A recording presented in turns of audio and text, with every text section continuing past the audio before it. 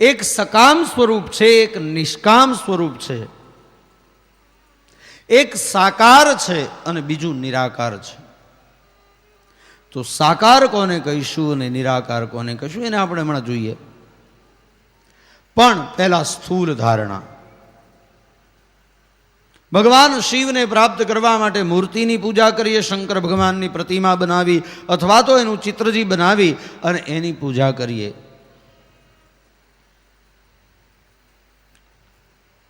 સ્થૂલ ધારણા. અથવા તો આ બ્રહ્માંડ એ ભગવાનનું લિંગ છે. જો તમે બ્રહ્માંડનું દર્શન કરશો તો 14 બ્રહ્માંડ, એ 14 બ્રહ્માંડ આખું ઈંડાના આકારમાં છે. પ્રજાપિતા બ્રહ્માકુમારીમાં તમે ગયા હશો તો ત્યાં તમને એ ભગવાનનો જે જ્યોતિર્લિંગનો ફોટો બતાવવામાં આવશે એ ઈંડા આકારનો છે. ભગવાન શિવનું લિંગ પણ એવું જ કંઈક છે આકાર એનો. તો આ બ્રહ્માંડ છે એ આખે આખું શિવલિંગ છે. અને એને શિવ સ્વરૂપ જાણી અને એનું ધ્યાન કરવું, આનું નામ છે સ્થૂલ ધારણા. ભગવાન શિવની સ્થૂલ ઉપાસના. અને ત્યારબાદ સૂક્ષ્મ, એટલે આંખ બંધ કરી અને આપણું હૃદય એ શિવ સ્વરૂપ છે, અથવા તો હૃદયની અંદર અથવા તો આપણા શરીરમાં જે આત્મા છે એ આત્મા શિવ સ્વરૂપ છે, એવી ધારણા કરવી. આનું નામ છે સૂક્ષ્મ ધારણા. અને ત્રીજું સર્વેશ્વરની ધારણા. એટલે દરેકમાં ભગવાન શિવનો વાસ છે.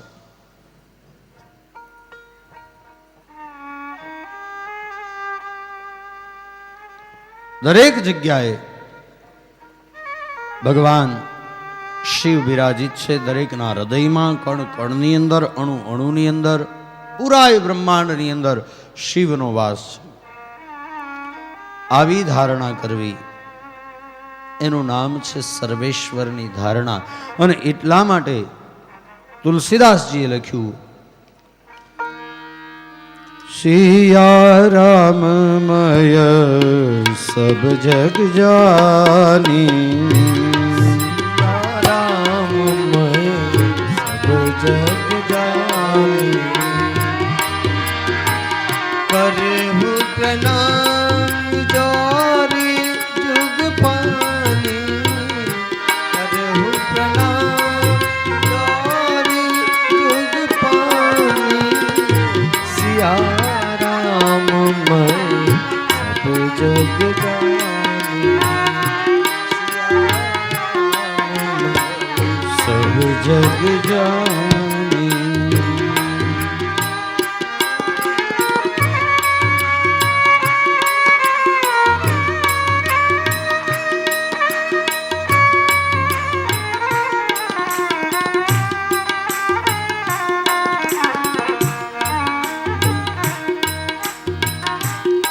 સિયારામમય સબ જગ જાની. આખા જગતની અંદર જેને જોવો એની અંદર ભગવાન સિયા અને રામ છે. તો એ જ રીતે દરેકના હૃદયની અંદર ભગવાન શિવ છે. કબીરા કુવા એક હૈ, પનિહારી અનેક, बर्तन सब न्यारे भये,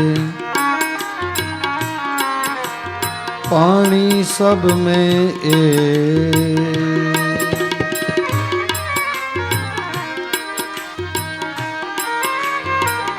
कबीरा कुआ एक है, पनिहारी अनेक, बर्तन सब न्यारे भये, पानी सब में एक.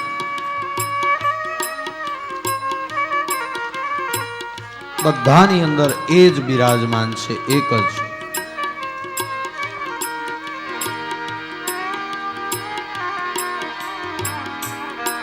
એટલે સિયા રામમય સબ જગ જાની,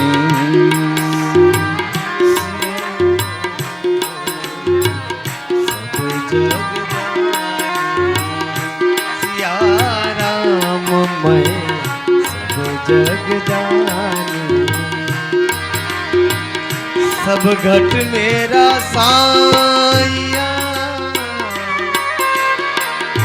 खाली घट नहीं को, खाली घट नहीं को। बलिहारी वा घट की, घट पर घट हो। सिया राम मैं सब जग जानी, करहूँ प्रणाम जो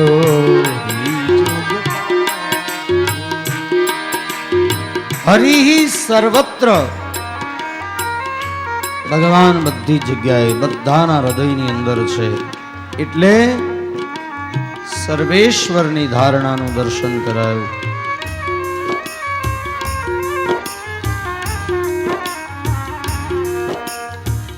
દરેકના હૃદયની અંદર શિવ સ્થૂલ ધારણા, સૂક્ષ્મ ધારણા અને સર્વેશ્વરની ધારણા, આ ત્રણ પ્રકારની ધારણા ભગવાન શિવને પ્રાપ્ત કરવા માટે, અર્થાત શિવપદની પ્રાપ્તિ માટે આ ત્રણ ધારણા એ સાધન બતાવ્યા કે શિવ પ્રાપ્તિના સાધનો. ત્યારબાદ કહ્યું કે તપથી પણ ભગવાન શિવ પ્રસન્ન થાય, અને ભગવાન શિવ એટલા બધા ભોળા છે કે તરત પ્રસન્ન થઈ જાય. અને જુઓ, મોટા ભાગના અસુરોએ ભગવાન શિવનું તપ કર્યું છે. બાણાસુરે શિવનું તપ કર્યું, ભસ્માસુરે શિવનું તપ કર્યું, રાવણ, કુંભકર્ણ આદિએ શિવનું તપ કર્યું અને શિવજીને પ્રસન્ન કર્યા. કેમ? તો કે શિવ એક એવા દેવ છે કે જે જલ્દીથી જલ્દી પ્રસન્ન થાય. પણ આપણે વરહમાં 1 મહિનો શિવજીની પાછળ પડી જાય, પછી શિવજી એના ઠેકાણે ને આપણે આપણા ઠેકાણે. 1 મહિનો એવા પાછળ પડી જઈએ કે મને તો એમ થાય કે મંદિરમાં શિવજી રહેતા હશે કે એ ત્યાંથી ક્યાંક ભાગી જતા હશે. દૂધની થેલીઓ ચડાવે, એમને એમ પ્લાસ્ટિકની થેલી ચડાવે. ઉતાવળ હોય, ઘરેથી નીકળો ને ગાડી પકડવાની હોય એટલે ફટાફટ મંદિરે જાય, દૂધની થેલી ત્યાં આજુબાજુ મળતી હોય ત્યાંથી લેના મોઢેથી તોડે અને પછી ધાર કરે. બોલો, આપણું જોયેલું છે, સાંભળેલી વાત નથી, આપણે જોયેલી વાત છે. તો એ શિવની આરાધના નથી. અને ક્યાં શિવજી કહે છે કે આખો મહિનો મથો તમે, એ મહિનામાં પણ 1 દી સરખી પૂજા કરો તો એ સ્વીકારી લેશે. પણ નિયમ લે કે આખો મહિનો હું દૂધ ચડાવીશ, અને દૂધ પાછું મેં કીધું એમ ચડાવે. બરાબર ચડાવે તો વાંધો નહીં. તો તપથી પણ ભગવાન શિવની પ્રાપ્તિ થઈ શકે અને ભક્તિના માધ્યમથી ભગવાન શિવની પ્રાપ્તિ થઈ શકે. તો ભગવાનને પ્રાપ્ત કરવાના માર્ગો બતાવ્યા, એમાં સાધ્ય અને સાધનની ચર્ચા કરી, અને સાધ્ય સાધનની ચર્ચા કર્યા પછી શ્રવણ, કીર્તન અને મનનની ચર્ચા કરી. એ શ્રવણ, કીર્તન અને મનનની ચર્ચા કર્યા પછી ઋષિઓએ પ્રશ્ન કર્યો કે મહારાજ, ભગવાન શિવનું સકલ અને નિષ્કલ સ્વરૂપ એની ચર્ચા આપ કરો.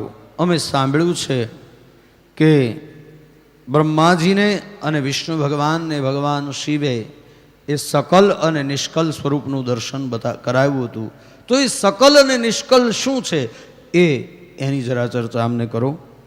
અને ત્યારબાદ ભગવાન શિવના લિંગની પૂજા એની ચર્ચા કરો. કારણ કે શિવપુરાણને સાંભળવા માટે પહેલાં એની પૂજા કેવી રીતે થાય એનું દર્શન કરવાનું છે. તો એક વખત બ્રહ્મા અને વિષ્ણુની વચ્ચે વિવાદ થયો કે અમારા બેમાંથી મોટું કોણ. બંનેની વચ્ચે વિવાદ થયો. એટલે વિવાદ કરતા હતા એ સમયે બંનેની વચ્ચેથી એક અગ્નિનો ધગધગતો સ્તંભ બંનેની વચ્ચેથી ઉપસ્થિત થયો અને આકાશવાણી થઈ કે જાઓ, આમાંથી તમે બંને જણા શોધી આવો. એક જણો આકાશ તરફ જાઓ, એક જણ પાતાળ તરફ જાઓ અને નક્કી કરો આનો છેડો શોધી આવો. જે શોધી આવે એ મોટો. તો ભગવાને કહ્યું, વિષ્ણુએ કહ્યું હું પાતાળમાં જાઉં છું, બ્રહ્માજીએ કહ્યું હું ઉપર જાઉં. બંને શોધવા જઈએ. તો વિષ્ણુ ભગવાન પાતાળ તરફ પ્રસ્થાન કર્યું, બ્રહ્માજીએ આકાશ તરફ પ્રસ્થાન કર્યું. બંને પોતપોતાની શક્તિ મુજબ ઉપર ગયા, નીચે ગયા. એમાં આકાશમાંથી એક કેતકીનું પુષ્પ, કેતકી એટલે કેવડો, કેવડાનું પુષ્પ આકાશમાંથી નીચે પડ્યું. એ બ્રહ્માજીના હાથ લાગ્યું. બ્રહ્માજીને થયું કે આ પ્રમાણ મને મળી ગયું કે હું શોધી આવ્યો એટલે હું મોટો. તાગ મળ્યો નથી. લિંગનો છેડો ક્યાં છે, એ સ્તંભનો છેડો ક્યાં છે એ મળ્યો નહીં. પણ પેલું પુષ્પ આકાશમાંથી પડ્યું એટલે એને થયું કે આની ઉપરથી કદાચ પડ્યું હશે. એટલે લઈને આવી અને એણે તો નક્કી કરી લીધું કે હું તો કહીશ કે આ મારી પાસે પ્રમાણ છે, હું ઉપરથી લઈ આવ્યો પુષ્પ. પેલા પુષ્પને બ્રહ્માજીએ સમજાવી દીધું કે જો ધ્યાન રાખજે, હું તને મોટી પદવી અપાવીશ, મારી સાથે થોડુંક ખોટું બોલવા મદદ કરજે. હવે લાલચ આપે તો કોઈ પણ માણસ પીગળે. લાય કહું ઠીક છે. આવ્યા વિષ્ણુ ભગવાન પણ ખૂબ સંશોધન કર્યું પણ ક્યાંય મળ્યું નહીં. એટલે વિષ્ણુ ભગવાન આવ્યા તો બ્રહ્માજી ત્યાં ઊભા હતા. તો બ્રહ્માજીએ પૂછ્યું કે શોધી આવ્યા? કહ્યું કે મને તો એનો છેડો ક્યાંય જડ્યો નહીં. વિષ્ણુ ભગવાને કહ્યું મને ન મળ્યો. બ્રહ્માજીએ કહ્યું હું આકાશમાં જઈ અને એનો તાગ, એનો પાર પામી આવ્યો છું. આ એનું પ્રમાણ છે. મારી પાસે આ પુષ્પ છે, પૂછો એને, કેતકીનું પુષ્પ. ભગવાને પૂછ્યું કે ભાઈ તું આ સ્તંભ ઉપર હતું? કહ્યું હા હું ત્યાં હતું. બ્રહ્માજી મને ત્યાંથી લઈને આવ્યા છે. જ્યારે બ્રહ્માજીએ આવું અસત્યનું ઉચ્ચારણ કર્યું એ સમયે ભગવાન શિવ ત્યાં પ્રગટ થયા. અને ભગવાન શિવ પ્રગટ થઈ અને કહ્યું કે બ્રહ્માજી, આપ અસત્યનું આચરણ કર્યું છે. કેવડાનું જે પુષ્પ હતું, કેતકીનું પુષ્પ, એને શ્રાપ આપ્યો, જા હવે તારો હું સ્વીકાર નહીં કરું કોઈ દિવસ. તારો મેં સ્વીકાર કર્યો તો તે અસત્યનું આચરણ કરી અને બ્રહ્માજીને મદદ કરી. તને શ્રાપ આપું છું કે તારો સ્વીકાર નહીં કરું.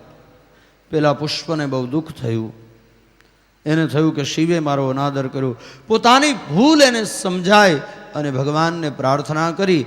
ભગવાને કહ્યું કે જા, તને એટલી છૂટ આપું છું કે વર્ષમાં એક દિવસ તારો સ્વીકાર હું કરીશ. ક્યારે? ભાદરવા વદ કે સુદ? ભાદરવા સુદ ત્રીજના દિવસે, જેને કેવડા ત્રીજ કહેવામાં આવે છે. એ એક દિવસ ભગવાન કેવડાના પુષ્પનો સ્વીકાર કરે, પછી નહીં. એટલી છૂટ એને આપી. અને બ્રહ્મા અને વિષ્ણુને પોતાના એ શિવલિંગનું દર્શન કરાવ્યું. અને એ લિંગ પછી તો બ્રહ્માજીએ પણ ભગવાન એ શિવના લિંગની સ્તુતિ કરી, પ્રાર્થના કરી.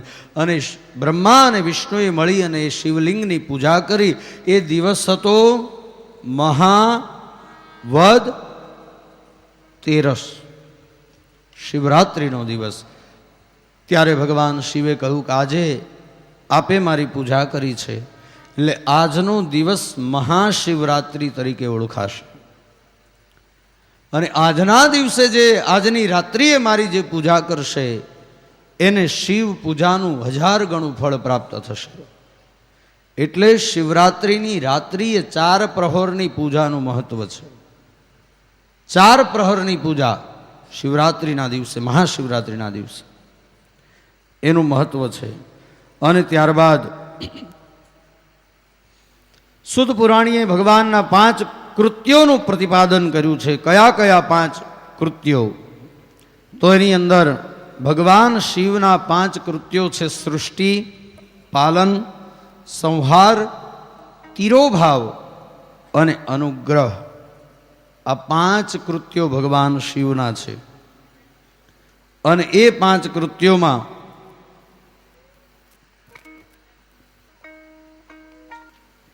સૃષ્ટિ કોને કહેવાય એની ચર્ચા કરતા સુત પુરાણી કહે છે કે પહેલા એની જે માત્રાઓ છે એની ચર્ચા કરી કે ભૂતળની અંદર યાને કે પૃથ્વી, જે 5 મહાભૂતો છે એ ભગવાન શિવના 5 કૃત્યો. અને 5 કૃત્યની અંદર સૃષ્ટિ એ ભૂતલમાં છે, સ્થિતિ એ જળમાં છે, સંહાર એ અગ્નિમાં છે, અને ત્યારબાદ તિરોભાવ એ વાયુમાં છે, અને અનુગ્રહ એ આકાશની અંદર છે. એ બતાવ્યા પછી ભગવાન શિવ એના ઓમકારના જપની ચર્ચા કરી છે કે ઓમકારનો જપ કરવાથી અ, ઉ અને મ.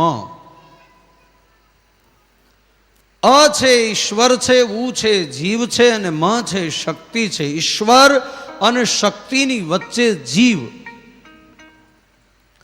આનું નામ ઓમ છે. અને એ ઓમકારનો જપ 24 લાખ વખત જો કરવામાં આવે તો તુરંત શિવ પદની પ્રાપ્તિ થાય છે. 24 લાખ એટલે એક એ અનુષ્ઠાન થયું. એની ચર્ચા કરી અને ત્યારબાદ કહ્યું કે આર્દ્રા નક્ષત્ર યુક્ત ચતુર્દશીના દિવસે જો કોઈ શિવની પૂજા કરે તો એને 100 ગણું ફળ પ્રાપ્ત થાય છે. અને એમાં પણ સાથે પુનર્વસુ નક્ષત્ર ભળેલું હોય તો એ આર્દ્રા નક્ષત્રને સમાન જ છે. એની ચર્ચા કરી. અને ત્યારબાદ સુત પુરાણી ઋષિઓને કહે છે કે ઋષિઓ, હવે ભગવાન શિવની પ્રાપ્તિ માટે તીર્થક્ષેત્રોની ચર્ચા કરીએ કે નદીના કિનારા ઉપર ભગવાન શિવની આરાધના કરવામાં આવે. જો ઘણા ખરા શિવ મંદિરો નદીના કિનારા ઉપર હોય છે. શું કામ? તો કે નદીના કિનારા ઉપર શિવની પૂજાનું ફળ 100 ગણું થઈ જાય. શિવ મંદિરમાં બેસી અને શિવનો જપ કરીએ તો 10 ગણું ફળ મળે. ઘરમાં બેસીને કરીએ તો 1 ગણું, મંદિરમાં બેસીને કરીએ તો 10 ગણું, નદીના કિનારા ઉપર બેસીને કરીએ તો 100 ગણું, અને શિવ મંદિર અને નદીનો કિનારો હોય ને ત્યાં કરીએ તો 1000 ગણું ફળ પ્રાપ્ત થાય છે. આવું પ્રતિપાદન શિવ પુરાણની અંદર કરવામાં આવ્યું છે. અનેક નદીઓ એની ચર્ચા કરવામાં આવી. શતદ્રુ યાને કે સતલજ, સરસ્વતી, ત્યારબાદ હિમાલય પર્વતમાંથી નીકળેલા ગંગાજી, યમુનાજી, પ્રયાગ આદિ જે ક્ષેત્રો છે, તીર્થક્ષેત્રો, એની અંદર ભગવાનની પૂજા, જપ, તપ, હોમ આદિ કર્મ કરવાથી અનેક ગણા ફળની પ્રાપ્તિ થાય છે. ત્યારબાદ ભસ્મ ધારણનો વિધિ બતાવ્યું કે સ્નાન વગેરે કરી અને ભસ્મ ધારણ કરવી. પણ ભસ્મ શેની હોવી જોઈએ? તો બીલીના વૃક્ષને શિવ મંત્રથી અભિમંત્રિત કરી અને એના જે એનું કાષ્ઠ હોય એની અંદર અગ્નિ પ્રજ્વલિત કરવાનો. એ પ્રજ્વલિત થયેલા અગ્નિ ઉપર શિવ મંત્ર ભણી અને એ અગ્નિને શિવ સ્વરૂપ બનાવી અને ત્યારબાદ એની અંદર બોરડી, પીપળો, આંબો, ઉમરો, અઘેડો અને વડલો આવા વૃક્ષો એના કાષ્ઠને લાવી એને બાળી અને એની શિવ મંત્રો દ્વારા એને બાળી અને એની જે ભસ્મ છે એને કપડાથી છાણી અને એને ભસ્મ એનું ત્રિપુંડ કરવામાં આવે તો એ શ્રેષ્ઠ છે. ભગવાન શિવ એ તો સ્મશાનમાંથી જે ભસ્મ આ શરીર, આ દેહ બળી ગયો હોય એની જે ભસ્મ છે એનું ત્રિપુંડ, અને એ ભસ્મને ભગવાન શિવ અંગ ઉપર લગાડે છે. પણ આપણે તો કઈ ત્યાંથી લેવા જવાના નથી, અને ત્યાંથી લાવીને આપણે એનું ત્રિપુંડ તો કરવાના નથી. એટલે આપણા માટે